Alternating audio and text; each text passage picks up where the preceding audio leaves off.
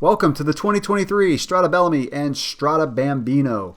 This ride is named after the famous race in Tuscany, Italy, the Strada Bianchi, which covers white lime rock roads, very similar to the ones you'll see in this video. The 2023 Strada Bianca, by the way, was won by Tom Pidcock, and he was unfortunately not able to make this ride this year. So the Strada Bambino is 62 miles and the Strada Bellamy is 135 miles. So we're turning onto our first segment of gravel roads. Our roads are lime rock based, so that's why I said they look really similar to the ones you'll see at the Strada Bianchi. And we immediately hit washboards. This road was pretty washboarded, and it's been really dry lately here. We've been in a pretty dry spell. And when that happens, the roads get dusty and they get washboarded, and they can be really bumpy. And you'll see some sections where my bars are just shaking around.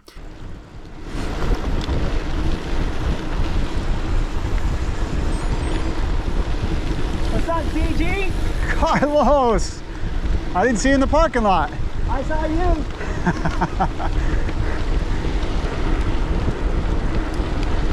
Your hair's getting long, man. It is.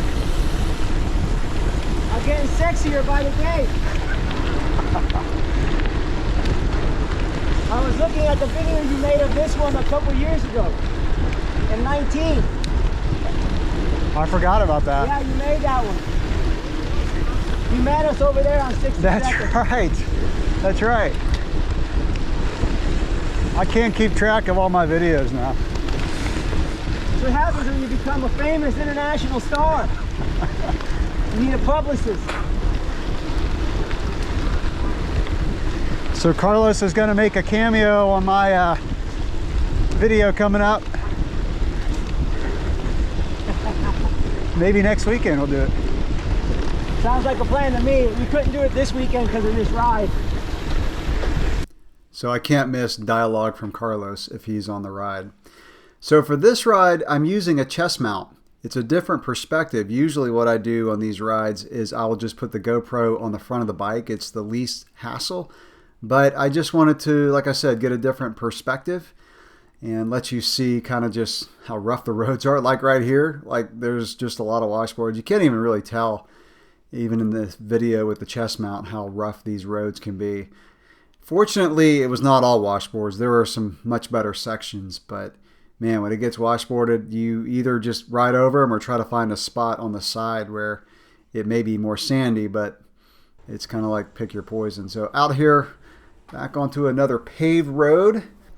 Another reason why I wanted to use the chest mount is because I'm getting some B-roll for the Garmin Edge 840 Solar. I mentioned that in one of my YouTube shorts that I just got that in for review. Just literally got it in the night before this ride and set it up. This is right by my house. So this ride goes right by my neighborhood, and that's why I love doing these local gravel rides, because they're typically like really close. Turning onto another segment of gravel here. You can see how dusty it is. So this is actually one of my roads that I take to work when I ride to work. So really, really good routes going to work. So this weekend I was actually going to race the next day on Sunday.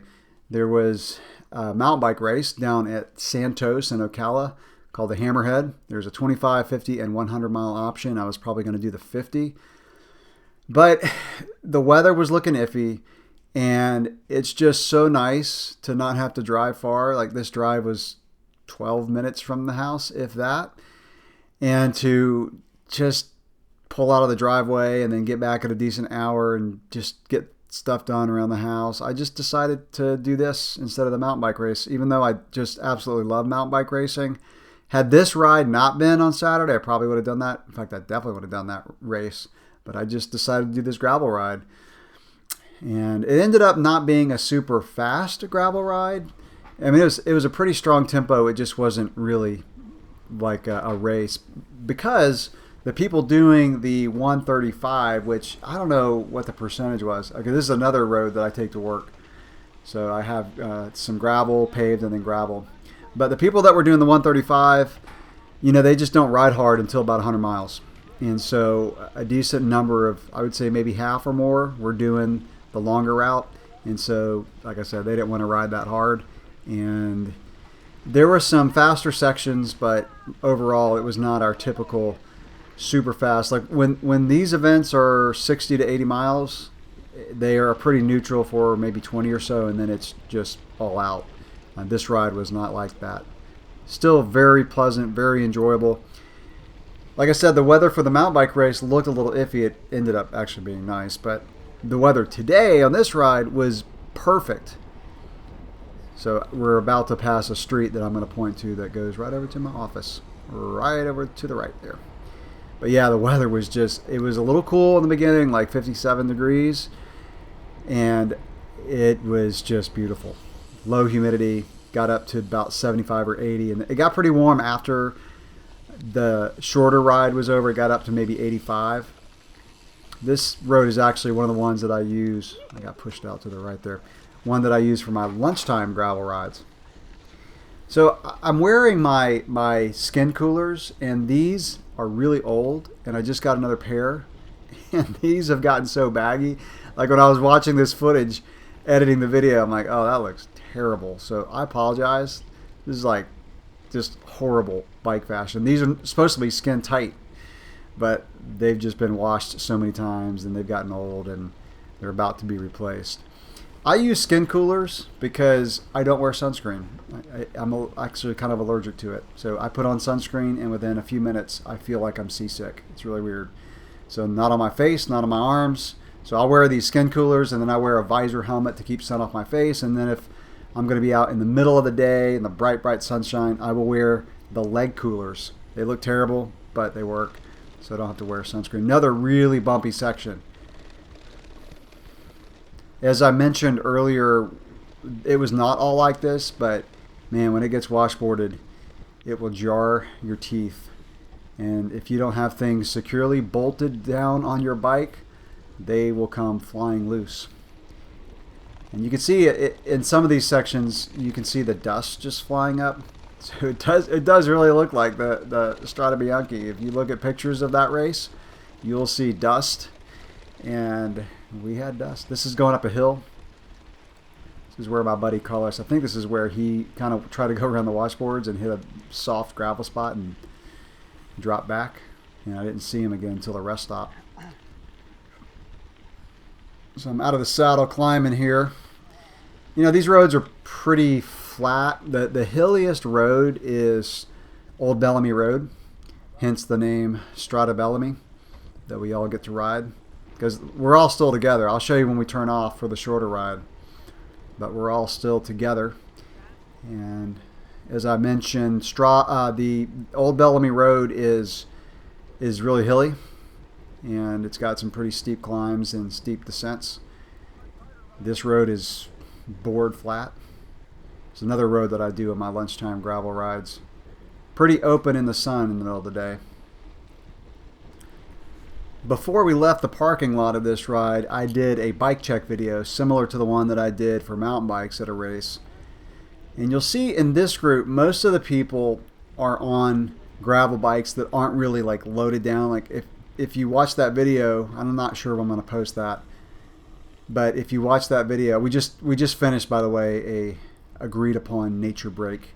So everybody's kind of regrouping. But if you watch that video, you'll notice that the bikes that some people had were really loaded down with water and bags and all that, but most people in this group are pretty serious in terms of speed, and they just take advantage of the rest stops. They don't carry a lot of stuff. So I'm going to let the audio come back up of the video track because we're about to hit Old Bellamy, and I had some banter with one of my local riding buddies, and I'm just going to let this play for a couple minutes. You're up!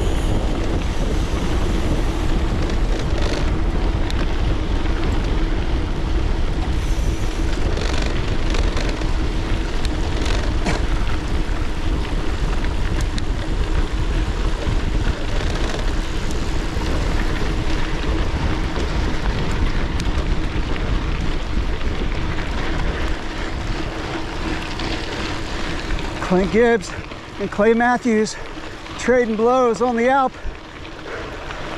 It's mano mano. Oh! Gibbs finds his suitcase of courage. The power to weight ratio is winning out.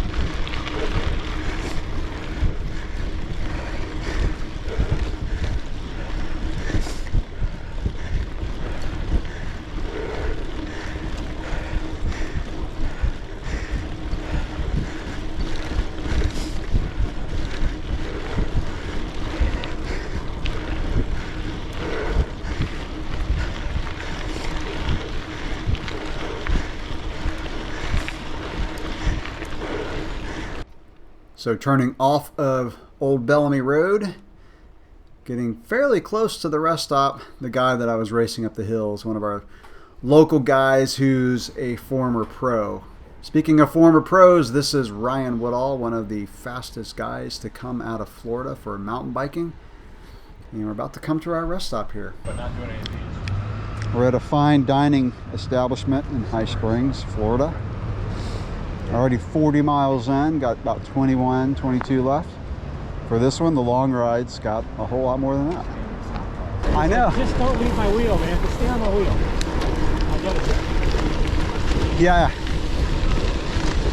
Yeah, I think that he crashed just about every race. Yep. So here's a really cool story. You heard me talking to a guy, the guy on my right there in the reddish orange jersey. That's a guy I literally have not seen since halfway through college. We were on the University of Florida road cycling team together. That's where I cut my teeth into bike racing, other than BMX, which I started when I was really young. But I got into road racing in college, and we were on the team together, and we were reminiscing about our racing days. What's cool about road racing is it's more of a team sport than mountain biking. And so you train together, you suffer together in races, and you really become like brothers in arms because of just, like I said, working together and helping each other out. And so it was really cool to just kind of catch up with him and reminisce about guys we used to ride with and train with. And so he's back in Gainesville. He was in Colorado and Orlando, and now he's back in Gainesville. So we're actually going to hook up and do some rides together.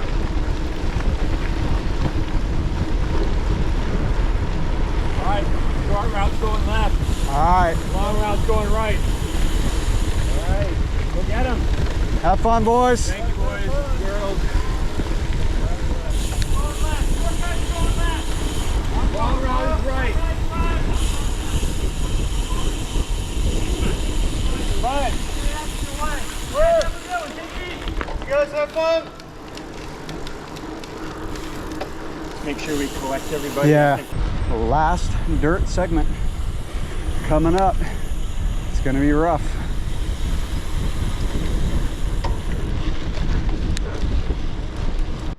So as you heard, this was the last dirt segment, and we're actually retracing the way we went out, just, I don't know, maybe 3 or 4 miles.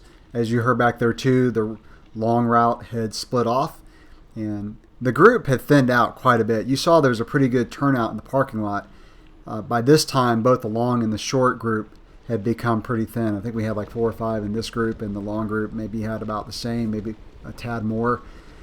So I hope you enjoyed the ride. Thanks for coming along, and I will catch you in the next video. If you like this video, give it a thumbs up for me.